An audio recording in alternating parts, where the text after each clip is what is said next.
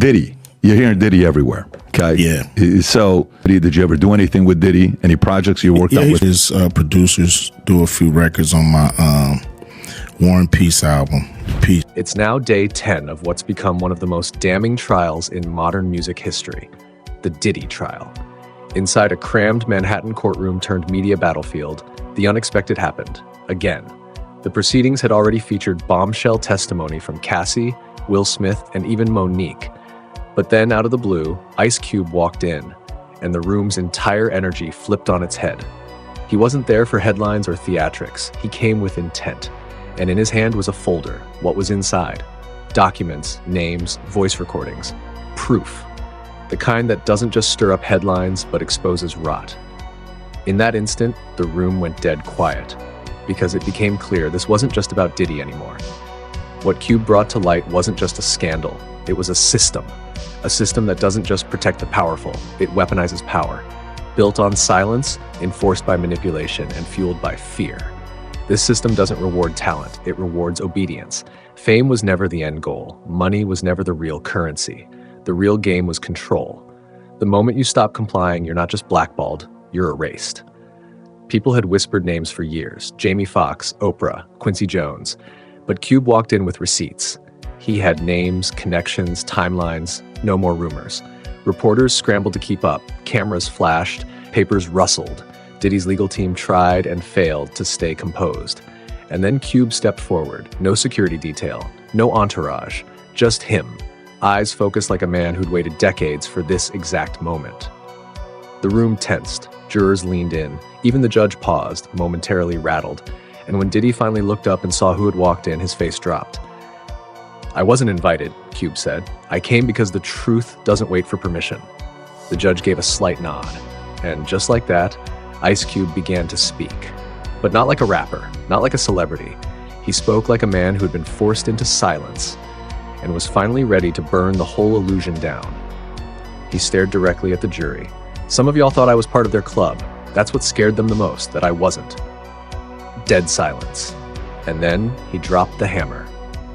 Cube exposed what he called the club, the hidden network that runs the entertainment industry from the shadows. The so-called elite, producers, moguls, agents, execs, gatekeepers who smile for the cameras while orchestrating power plays in back rooms. They don't invite you because they believe in you, Cube said. They invite you to own you, to break you, to make sure you never bite the hand. And when you resist, that's when the machine turns on you. They cancel your deals, they rewrite your image, and they make you a problem. They pick up phones you never see, but you feel the blowback in your career, your relationships, your life. Cube said he'd watched it happen time and time again. Artists with vision, with integrity, offered a seat at the table, only to be told to bow. Sign the NDA, sell the soul, smile for the camera, say no. You don't just lose opportunities, you vanish. And then Cube looked directly at Diddy. He wasn't just in the circle, he ran part of it. He wasn't just part of it. Diddy was orchestrating the whole damn thing. The courtroom was frozen. Even the judge looked like he'd just seen something he couldn't unsee. He leaned forward and asked, "Do you need a break?" Cube didn't flinch. He looked straight at the jury and said, "You want to know why I'm really here? Because they tried to destroy someone I love and respect, Jamie Foxx." That's when everything shifted. This wasn't just testimony anymore, it was detonation. One after another, names started falling like dominoes. And the media? They weren't prepared. Journalists put down their pens. Heads turned. Cube started laying out exactly how it works. "It always starts soft," he said. "Nice invites, parties you're lucky to be at, texts and calls from names you grew up idolizing, people you never imagined would know who you were." Jamie Foxx was rising fast, too fast. His talent was unshakable, his presence magnetic. That's when they noticed. First, they flatter you, then the favors. And then, you're not being supported, you're being groomed. Jamie started confiding in Cube, quietly, cautiously, like he knew the walls were listening. Cube said Jamie's voice had fear in it, not stage fright, not anxiety, fear. "They treat you like family," Cube said, "but only if you act like a servant. And if you resist, silence, isolation, rumors." He described the infamous basketball parties, the kind with blacked out SUVs, no phones, NDAs, and strange guests who didn't belong. It wasn't about the game, Cube said. It was a psychological test. Who you'd obey, who you'd question, who you'd protect, even if it cost you. Jamie always played it cool, polite, careful, but he never bent. And that's when the switch flipped. Suddenly, Jamie was difficult. Suddenly, his health declined. His name didn't headline projects anymore. It showed up in blind items and smear blogs. Cube said what happened in 2023, Jamie's mysterious medical emergency, wasn't just health. That was a message, he said. That was punishment. And Cube wasn't done. He said Diddy's inner circle didn't just host those secret parties, they documented them. Hidden cameras, confidential files, insurance, leverage, blackmail. People didn't know they were being filmed, but they were. And once the footage was taken, it never disappeared. Cube told the court Jamie called him after one of those nights. His voice shook. He couldn't say much, but what he did say was chilling. Cube, I can't talk about it, but I can't unsee it either. And just when the courtroom couldn't get more tense, Cube dropped another name, Oprah. This wasn't just Puff, he said. This goes higher, this goes wider, this goes deeper. Cube laid it out. Right before Jamie's Oscar run for Ray, when his career was about to hit a new level, he got a call. Oprah. Jamie thought it was support. Instead, she told him, "You're blowing it." Then came the name drop, Quincy Jones. She said she'd introduced Jamie to someone who could help. Cube said everyone in Hollywood knows what Quincy really is. On the surface, he's a genius, a legend, but behind closed doors, he's feared. He doesn't mentor, he recruits. Jamie was taken to Quincy's house, not for congratulations, for conditioning. Jamie later told Cube it was one of the most bizarre nights of his life. It didn't feel like advice, Cube said. It felt like programming, like they were prepping him for something, like they were fitting the collar. Jamie never gave the full story, but Cube said the look in his eyes when he tried to explain, that said everything. Oprah called it responsibility, Quincy called it legacy, but Cube made it plain. It was a leash. From that day forward, Jamie changed, not because he wanted to, but because he had no choice. The only way to survive in this industry, Jamie once told Cube, is to act like you're okay. Cube paused, looked at the jury, and said, "But today, no one's pretending anymore." Cube leaned back in his seat, calm, focused, but burning with intent. And then he said it plain. Quincy Jones ain't just a music legend. He's the gatekeeper, the godfather of the whole damn machine. The room went still. The judge froze. Some in the gallery looked physically uncomfortable. Cube didn't blink. He turned to the bench and said, "This isn't rumor. This is fact. And it needs to be part of the record." He described Quincy not just as a respected figure, but as a man wrapped in myth, hiding the darker reality behind his curated image. "You don't reach that level of control without selling more than records," Cube said. "I'm talking about soul trades, human currency, ownership." According to Cube, Jamie Foxx's introduction to Quincy wasn't some mentor meeting. It was an initiation, a handoff. Jamie told him, "That wasn't help, Cube, that was instruction." He said it felt like he was being processed, not supported, like he was being logged into a system, not welcomed into a community. And Jamie wasn't the only one. Cube said he'd heard similar horror stories from other men in the business. Brilliant actors, gifted singers, rising stars, all of them who either faded into obscurity, had public meltdowns, or flipped their entire identities overnight. That charm Quincy wears in public? That's a mask, Cube said. And under it, same message Diddy pushes, do what you're told or you don't work. Period. Then Cube went darker. He said he'd seen things, private photos circulated through elite circles, never meant to see daylight. And in nearly every one of them, there he was, Quincy, smiling. But the others in those images, not smiling. "I won't claim I know it all," Cube told the court, "but I know this. Quincy ain't just a mentor. He's the handler. And the ones giving him orders? We don't even know their names." He leaned in and asked the real question. "You want to know how they keep everyone quiet? It ain't just fear. It's leverage. Blackmail." Cube laid it bare. Diddy's real power didn't come from chart hits or Ciroc deals. It came from surveillance, from control through compromise, footage, files, tapes, voice recordings, photos, decades worth, collected from penthouses, backrooms, studios, jets, and basements. It's not a rumor. It's an archive, and it's a weapon. They don't invite you to those parties to celebrate you, Cube said. They invite you to own you. Then he turned toward the prosecution. "You want to know why most stay silent? Ask how many woke up to flash drives in the mail. Ask how many got that 2 a.m. call playing audio of something they don't even remember doing. Then ask why their names stopped showing up on casting sheets. And Jamie? He wasn't alone. Cube said he personally knew 2 more actors, A-listers, who had been through the same hell. One of them called him in the middle of the night, terrified and confused. Said he blacked out sometime after midnight, Cube recounted. Woke up in a strange hotel, table, contract, no memory of what happened, but he knew the message, sign or disappear. Then Cube stopped talking about others and turned the focus on himself. I went to one of those parties, he admitted. Just once.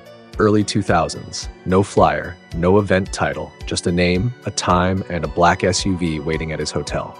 They called it a networking night. That's what they always call it, Cube said. He described the drive up to the Hollywood Hills, winding road, gated mansion, security thicker than a studio lot. What he saw inside he didn't describe in detail. Not yet.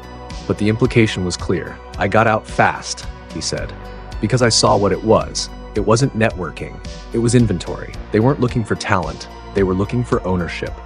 The gate slammed shut behind him, and it didn't just close, it sealed. The lock clanked with a finality that made Cube's skin crawl. His phone was confiscated at the door. No exceptions. No cameras allowed, they said, but he felt watched from the second he stepped inside. This wasn't a party. It was an operation. Dim lighting barely illuminated the cavernous mansion interior. No music, no laughter, no clinking glasses, just hushed conversations and shadows that moved without sound. Security guards stood in every corner, yet not protecting the guests, but monitoring them. Then came the doors, unmarked. Some cracked open just enough to leak strange noises, whispers, shuffling, low moans. Cube told the jury there were sounds he couldn't place and things he couldn't unhear. He didn't need to see what was behind those doors. His instincts screamed at him not to look. He caught glimpses of familiar faces, big names, A-listers, but they were different. Eyes glazed, faces slack. Some looked confused, others like they were just trying to survive the night. Then Cube saw something he couldn't ignore. He turned a hallway corner, and there, slumped lifelessly on an expensive couch, was one of the biggest icons in Hollywood. A man he looked up to, eyes open, mouth slightly parted, gone but still present, and directly across from him, a camera, silently recording. No operator, no conversation, just Cube walked out. No small talk, no fake smiles, no goodbye. He got back into the SUV, dead silent the entire ride home. But the story didn't end there. The next morning, his phone rang. No caller ID, no voice, just 5 words. "We saw you leave early." Cube said that was all it took. There were no threats, no follow-up, but the message hit like a punch to the chest. "I got it, loud and clear," he told the jury. That night changed him. It altered the way he looked at everything. The industry, the fame, even the people he once trusted. That wasn't a party, Cube said. It was a trap, a factory for leverage, a machine for control. Then he turned to Diddy. Calm, deliberate. "You didn't just ruin lives," Cube said. "You documented them, weaponized them. You filmed people's destruction and archived it for safekeeping." The room went dead. Even Diddy's lawyer, normally the first to object, just leaned in and whispered, frantic. But Diddy? He sat frozen, pale, lips tight, eyes staring into the middle distance. Because for the first time in decades, the camera wasn't his.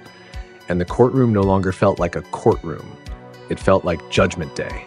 Even Diddy's defense team didn't interrupt. There was nothing left to defend. But Cube wasn't done. They didn't just try to shut Jamie up, he said. They tried to delete him. He explained that in Hollywood, silence is engineered, not through threats, but through slow erasure. It's not about telling you to stop, Cube said. It's about making the world forget you ever mattered. After Jamie began distancing himself from Diddy's inner circle, Cube said, the pattern was immediate and surgical. First, the roles disappeared. Not because he lacked talent, but because the phone stopped ringing. Projects Jamie had already been confirmed for, postponed indefinitely. Longtime collaborators stopped returning calls. Meeting after meeting, canceled. Cube pulled out a document, a calendar spanning 2019 to 2021. On the surface, it looks like a normal lull, a break. Hollywood slows down all the time, right? He said. Then he pointed to the red marks. Projects greenlit, roles promised, deals discussed, all vanished. Quietly. Deliberately. This wasn't a coincidence, Cube said. This was a blacklist by design.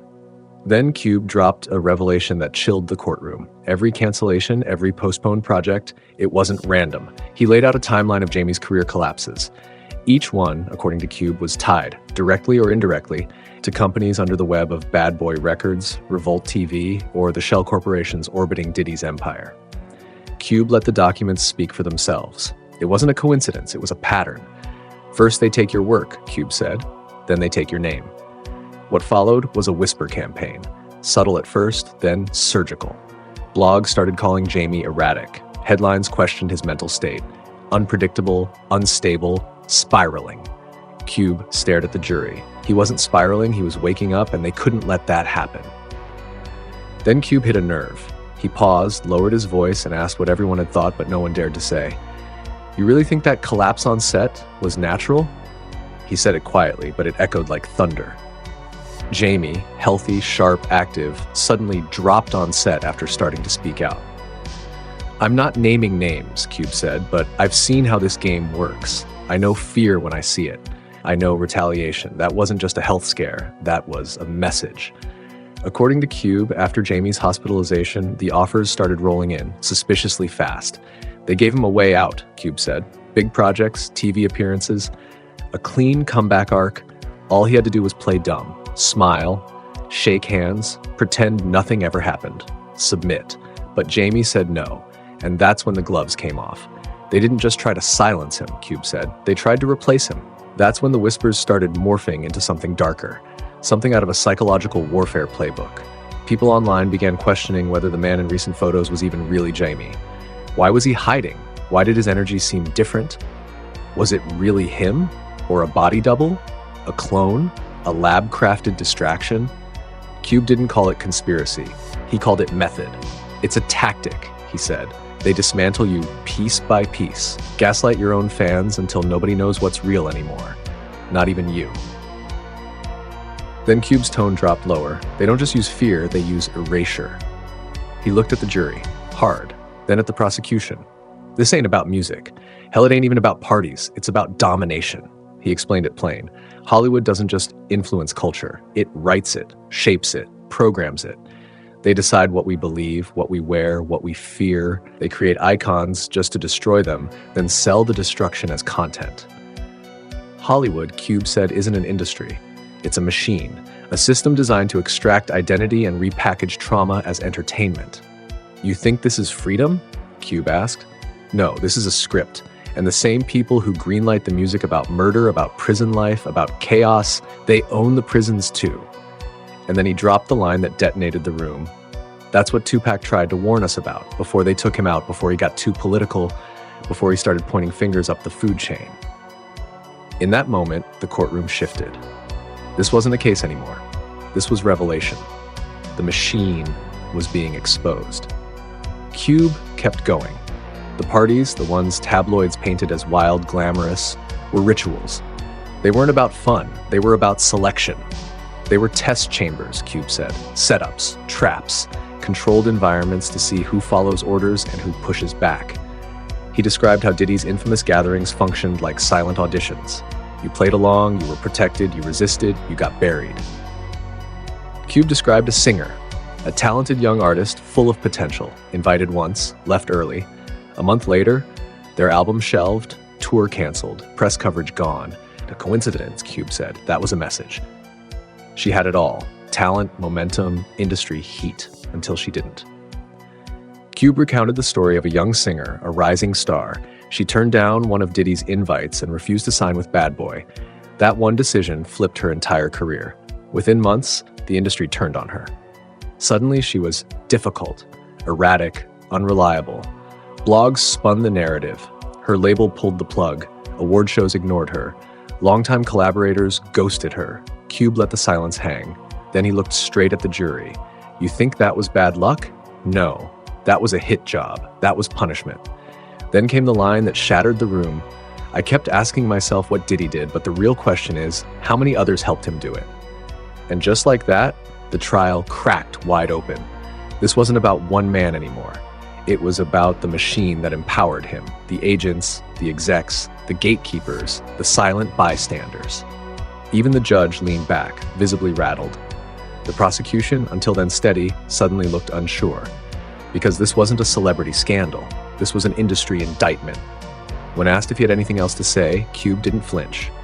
He rose slowly, walked to the center of the courtroom. No theatrics, just purpose. Then he locked eyes with Diddy. "You didn't build an empire," Cube said. "You built a plantation. You called it success, but it was slavery wrapped in VIP wristbands." Diddy didn't react. Couldn't. He was pale, stone still. Cube continued, "You didn't throw parties. You built prisons, emotional prisons, psychological ones, and you filled them with people who thought they were chosen, when really they were captives." His voice didn't crack. It got stronger. "You broke people, and then you filmed it." He turned away from Diddy and faced the courtroom. The artists, the journalists, the dreamers watching. To every kid chasing fame, remember this. Before they give you the spotlight, they'll ask for a price. Sometimes your voice, sometimes your body, sometimes your entire self. He scanned the room, and by the time you realize what you gave up, it's already gone. Then, for the first time that day, Cube let down his armor. "I was scared," he admitted. The courtroom froze. "I was scared of what I'd seen, of what I knew, of what I'd been invited into, and I stayed quiet, thinking silence would keep me safe." He turned to the jury, but silence doesn't protect you. It just buys your silence for someone else's power. He reached into a folder and pulled out a photo, a young Ice Cube from the early 90s. Hope in his eyes, conviction in his posture. "This was me, 1991. Thought I could change the system without it changing me." He held it up, looked at it. That version of me didn't survive. Then, slowly, he tore it in half. But this version, the one standing here, he's not afraid of any of you anymore. The courtroom went dead quiet. Even Diddy's legal team, once aggressive, always interrupting, had nothing left to say. Reporters stopped typing. Jurors stared ahead, unmoving. This wasn't testimony anymore. It felt like the burial of an era. Cube returned to the witness stand, laid the torn photo on the folder like a gravestone. Then, quietly, "I don't know what you'll do with this, but now you can't say you didn't know. Not anymore." He turned to Diddy one last time. "You thought no one would speak? You thought you buried everyone deep enough? But the silence is over. The door you locked for decades, it's open now." Then Cube stepped down. He didn't look at the jury, didn't wait for the press. He walked out like a man who just emptied every truth he'd buried for 30 years. And just before reaching the exit, he stopped, turned slightly, and delivered the final blow. "They didn't kill Jamie. They didn't kill me. They just made us louder." Then he left. But what he left behind wasn't just evidence. It was a warning, a rupture, a spark. And the storm it started would be one the industry would never recover from.